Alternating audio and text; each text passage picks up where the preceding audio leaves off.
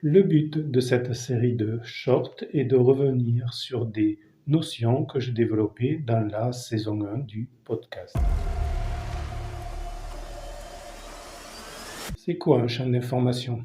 Pour commencer, je vais définir ce qui est, selon moi, une information. Le premier à avoir utilisé ce terme, c'est Erwin Laszlo. Il utilise le mot "formation".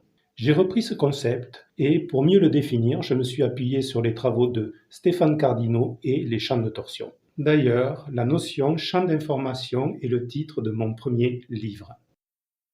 Je reviens à l'information. Pour faire une analogie avec les mathématiques, l'information est un point d'un ensemble. Le point d'information est défini par sa fréquence, son amplitude et sa modulation. La fréquence est définie par l'analogie du ressenti des fréquences sonores dans le corps. Je m'appuie là sur les travaux de Stéphane Cardino.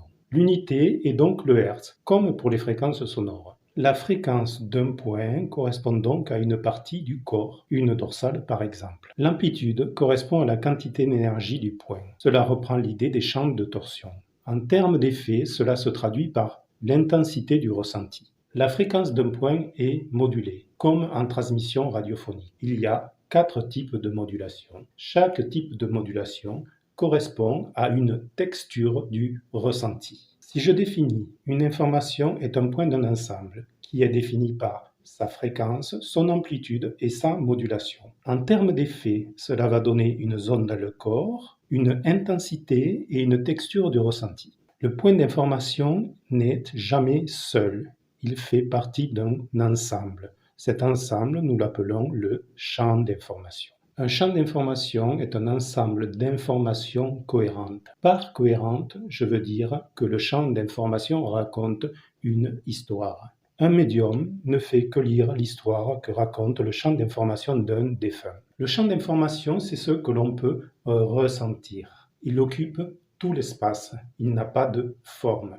Je vous renvoie à l'épisode 1 de cette série. Le champ d'information d'un matériau, par exemple, c'est ce que l'on peut ressentir à son contact. Ressentir un champ d'information avec précision, c'est ce que je vous apprends dans mes formations. Un champ d'information peut être constitué d'un ensemble de champs d'information. Exemple, le champ d'information d'une maison, il est constitué d'une somme de champs d'information. Nous trouvons les champs d'information de la géologie du sous-sol, des matériaux de construction, des mémoires de la maison et aujourd'hui des ondes électromagnétiques. C'est ce champ d'information complexe que vous ressentez quand vous rentrez dans une maison.